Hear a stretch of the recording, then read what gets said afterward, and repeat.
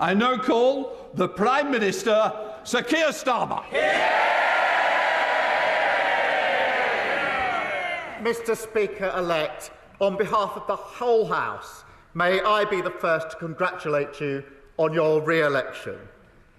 Those of us here in the previous Parliament will always remember the wonderful support that you provided to the former Conservative member, Craig McKinley, and his inspiring battle to overcome his injuries from sepsis.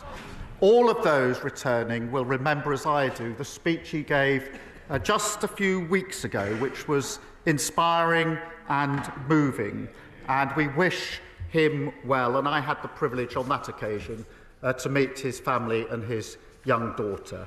That support, Mr. Speaker-elect, was characteristic of your profound care for the interests and welfare of all members, especially backbenchers. And I'm grateful that new members will be able to look to you as they begin the great privilege of serving their constituents in this House. And may I too welcome each and every one of the new members who is here for the first time starting their great responsibility. May I also thank Sir Edward for presiding over this election and congratulate him on becoming the new father of the House. More than 40 years of continuous service. That is a stunning achievement. And now, back in the 1970s, Sir Edward wrote a book described as, and I quote, a personal collection of quotations dating from 3000 BC to the present day, which might be said to cast some light on the workings of the Tory mind. Mr. Speaker-elect, after the last 6 weeks, I think it might be time for a new edition. Mr. Speaker-elect, you preside over a new Parliament, the most diverse Parliament by race and gender this country has ever seen.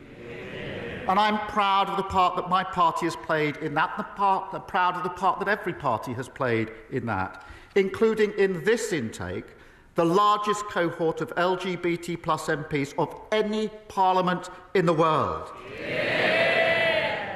And given all that diversity, Mr. Speaker-elect, I hope you will not begrudge me for a slight departure from convention to also pay tribute to the new mother of the House, Diane Abbott, who has done so much in her career over so many years to fight for a Parliament that truly represents modern Britain. We welcome her back to her place.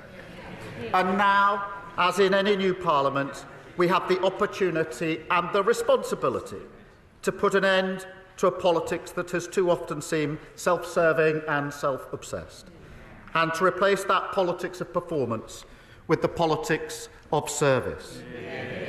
Because service is a precondition for hope and trust, and the need to restore trust should weigh heavily on every member here, new and returning alike. We all have a duty to show that politics can be a force for good. So whatever our political differences, it's now time to turn the page, unite in a common endeavour of national renewal, and make this new Parliament a Parliament of service. Thank you. I now call the Leader of the Opposition, Rishi Sunak. Well, Mr. Speaker-elect, I'm pleased to join the Prime Minister in welcoming you back to the Speaker's chair. And can I also praise the wonderful speech from the Honourable Member for Lancaster and Wyre. And can I start by congratulating the Prime Minister on his election victory, and as he takes on his formidable task, he and his family deserve the good wishes of all of us in this House.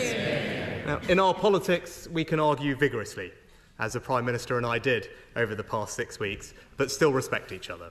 And whatever disputes we may have in this Parliament, I know that everyone in this House will not lose sight of the fact that we are all motivated by our desire to serve our constituents, our country, and advance the principles that we honourably believe in. And to every member, new and old, let me welcome them to their places and congratulate them on their results. To be sent to this place by one's constituents is the greatest honour, privilege, and responsibility.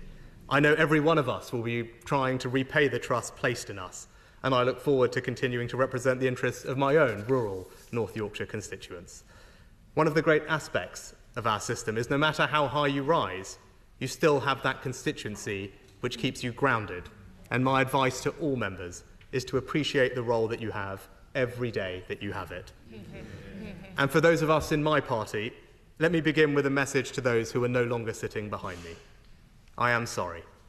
We have lost too many diligent, community-spirited representatives whose wisdom and expertise will be missed in the debates and discussions ahead. It is important that after 14 years in government, the Conservative Party rebuilds. So now we will take up the crucial role of His Majesty's official opposition, professionally, effectively, and humbly. And restoring trust begins by remembering that being here is an opportunity to do what those we serve expect of us. And in our case, that means holding the new government to account.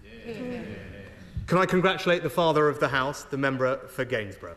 My right honourable friend has given 41 years of remarkable, dedicated service to this House and his constituency. I know full well how ferociously my right honourable friend fights for the interests of his constituents, and I applaud him for that. My right honourable friend is also testament to the benefits of an early morning dip in the Serpentine. And members may be interested to note that the Bottomleys have also had a big influence on my right honourable friend's career. It was in 1974 that my right honourable friend ran against Arthur Bottomley in Middlesbrough in his first effort to enter this place. And today, he takes over from Sir Peter, who will be missed. Yeah. And can I also congratulate the new mother of the House, the member for Hackney North and Stoke Newington. We have our differences on policy, but no one can deny the right honourable lady's important role in this House and the inspiration for so many young women of colour that she has provided. Yeah. The right honourable lady is true in every sense of the word, a trailblazer. Yeah. And can I join with you, Mr. Speaker-elect, to thank House staff for their hard work in welcoming our new colleagues to this House and their service over the coming Parliament. And finally, may I congratulate you, Mr. Speaker-elect. When you first ascended to the Speaker's chair, you did so with a healthy majority, and that was testament to your wide appeal and the confidence in which this House places in you and your judgments. The last Conservative Prime Minister, the Right Honourable John Major, who spoke from these opposition benches, said about the role of the Speaker, "The job specification is pretty daunting. The patience of Job and the wisdom of Solomon are only the basic requirements. We demand also impartiality, independence and fairness."